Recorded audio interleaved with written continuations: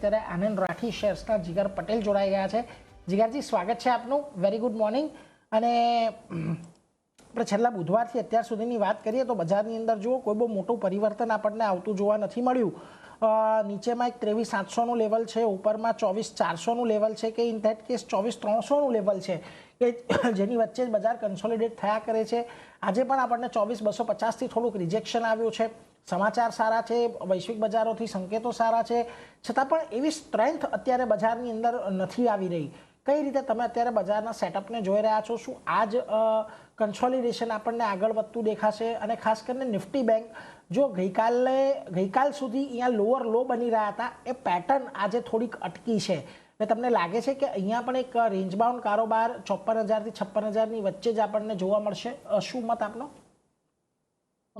Good morning Neeraj. Overall આપણે જે last week વાત કરી હતી અરાઉન્ડ 29 એપ્રિલના, ત્યારે પણ નિફ્ટીએ સમવેર એક હાયર ઝોન બનાવેલો 24,450 નો ફ્યુચર્સમાં. અને અગર સ્પોટની વાત કરીએ તો સ્પોટમાં પણ સમવેર નિયર 24,335 ના ઝોન હતા. એટલે મોટા મોટી આની અંદર એ જ કન્સોલિડેશન જ જોવા મળ્યું છે. રીઝન મેજર એ છે કે જે ADX નું પ્લેસિંગ અત્યારના છે ઓલમોસ્ટ 14.94, એટલે આપણે 15 કહી શકીએ છીએ. જ્યારે પણ 20 ની નીચે હોય એટલે સાઇડવેઝ એક્સપેક્ટેશન હોય છે. અને હજી પણ એવું લાગે છે કે જ્યાં સુધી મેજર લેવલ્સ બ્રેક નહીં થાય, ઉપરમાં 24,300 અને નીચેમાં 23,800, ત્યાં સુધી આપણને આ વસ્તુ કન્ટિન્યુએશનમાં જોવા મળશે. 23,800 થી બાઉન્સ આવશે, 24,300 થી રિજેક્શન આવશે. અને આજે પણ સમવેર નિયર ફ્યુચર્સમાં જોઈએ તો 24,300 ના લેવલથી જ આપણને એક રિજેક્શન જોવા મળ્યું છે. એટલે આની અંદર વેટ એન્ડ વોચનો જ અપ્રોચ હમણાં રહેશે નિફ્ટી 50 ની અંદર. અનલેસ અન્ટિલ આપણે બંને બાજુથી કોઈ પણ એક લેવલ બ્રેક થાય છે ત્યારે જ આપણે ડિસિઝન લેશું કે બાય કરવું કે સેલ કરવું. એટલે અત્યારમાં વેટ એન્ડ વોચ નિફ્ટીમાં રહેશે. મેજર લેવલ 24,300 અને નીચેમાં 23,800 નિફ્ટીમાં રહેશે. વેરેઝ બેંક નિફ્ટીમાં ડેફિનેટલી એક કન્સોલિડેશન છે, બટ છેલ્લા 4 દિવસથી છે ઓવરઓલ ઉપરમાં 55,600 અને નીચેમાં 54,200 રહેશે.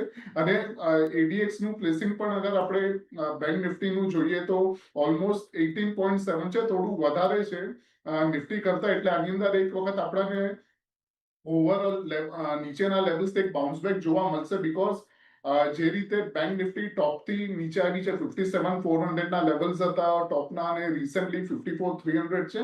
એટલે એક બાઉન્સ આની અંદર ડેફિનેટલી બનશે. તો બેંક નિફ્ટીમાં એક વખત હજી પણ આજનો ગેપ અગર ફીલ થાય છે સમવેર નિયર 54,700 800 ના ઝોનમાં, તો બાય કરવાની સલાહ રહેશે. અને નીચેમાં સ્ટોપ લોસ 54,230 ના નીચે રહેશે. અને ઓવરઓલ ફરીથી એક બાઉન્સ આપણે 55,800 900 સુધી જોઈ શકીએ છીએ બેંક નિફ્ટીમાં.